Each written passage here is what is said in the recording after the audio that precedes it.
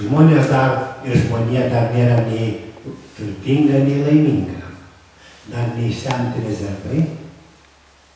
O kai kada, netenka kalbėti apie rezervus, reikia žiūrėti, kaip gyventi nors nevargingai ir nors nelabai ribotai. Ir mes dabar tyrinėjom, kaip gyventi sveikai, džiugiai, turtingai ir laimingai. Tai yra įmanoma. Jeigu taip nėra, yra kažkokios tai priežastys, kurios trukdo taip gyventi, jas reikia pašalinti arba kažką užsiauginti naujo. Todėl mes ir pasižiūrėsim, ko reikia, kad gyventume geriau. Mes ir ne tik mes, čia tie žmonės, kurie praktikuoja, tyrinėja meditaciją, naudoja meditaciją gyvenime, gimė ir atsinešė į gyvenimą du tikėjimus. Arba ateistinį, materialistinį, su Marksu, Leninu, Josifu Vissarionovičiu Stalinu, Mao Cedunu, arba Fideliu Castro ir kitais vadais, arba atėję katalikiško, budistinio, kartais musulmoniško tikėjimo keliu. Tokie žmonės yra susirinkę ir jie turi polinkį žiūrėti į gyvenimą arba per materialistinį prizmę, arba per dvasinę prizmę. Vieni tai žmonių grupės, kurios tiki. Vieni tiki, kad sąmonės pamatų, laimės pamatų, džiaugsmo pamatų yra materija, o dvasia ir sąmonė yra antrinė. Kiti tiki, kad pirminė yra dvasia, o materija ir sąmonė yra antrinė. Du tikėjimai priešingi ir vienas be kito negali. Taip kaip protonas negimsta be elektrono, elektronas be protono ir materija negali būti be dvasios ir atvirkščiai.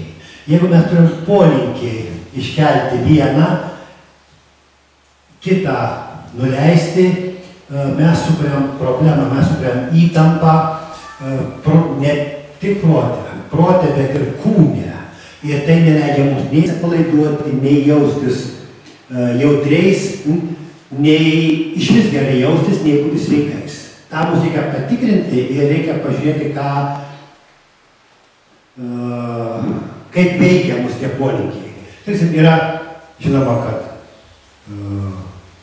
upė teka, todėl kad yra polinkis. Lietuvoje maždaug nuo Vilniaus iki jūros apie 350 metrų, apie 300 metrų ar 350 metrų aukščių skirtumas ir apie 300-350 km priklausomai kokia trajektorija upė teka. Gaunasi 1 milimetras 1 metrui polinkis. Vanduo neša potviniai pavasarį ir ne tik pavasarį. Yra medis palinkęs. Upės tiesinasi, medis taip pat tiesinasi. Auga įstrižai ir pradeda augti tiesiai, pakeičia kryptį. Yra pavyzdžių, mes turim nuotraukų, foto, kur matosi, kaip medžiai keičia kryptį.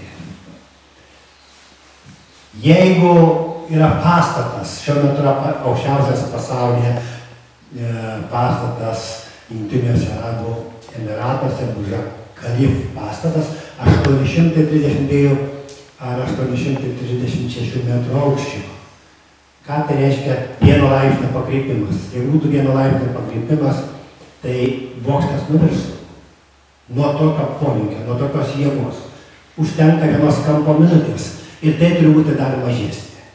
Kaip matot, net norint pamatyti polinkį upės paviršiaus, pamatyti bokšto polinkį, tai reikia labai atidžiai žiūrėti.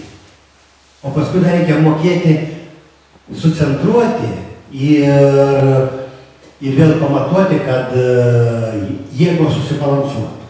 Jeigu mes to nematom, tai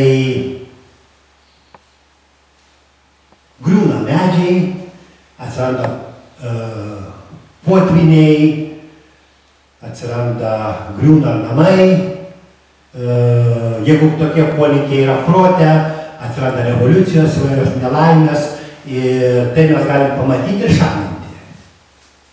Gamtoj dauguma prasideda.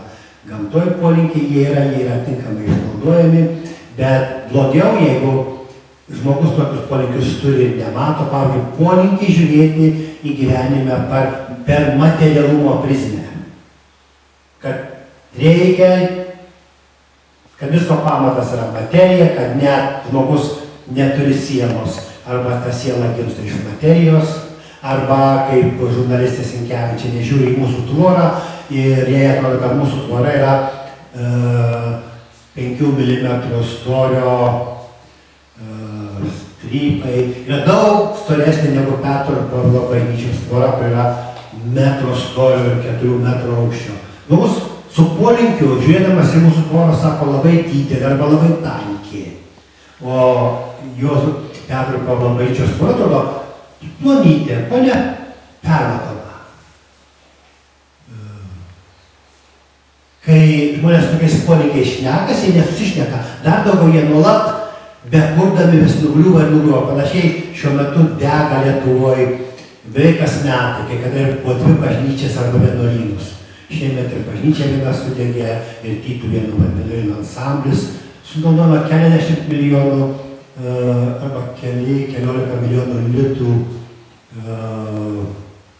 lėšos ir turim nelaimės ir nėra, iš to negimsta nei džiaugsmo, nei laimės, nei sveikatos.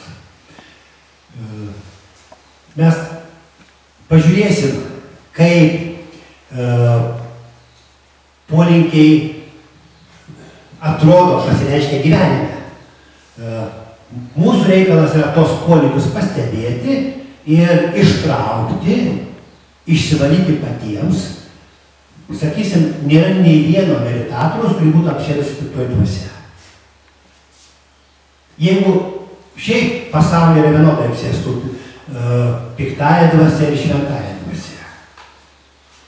Materija ir dvasia, velniais ir dievais.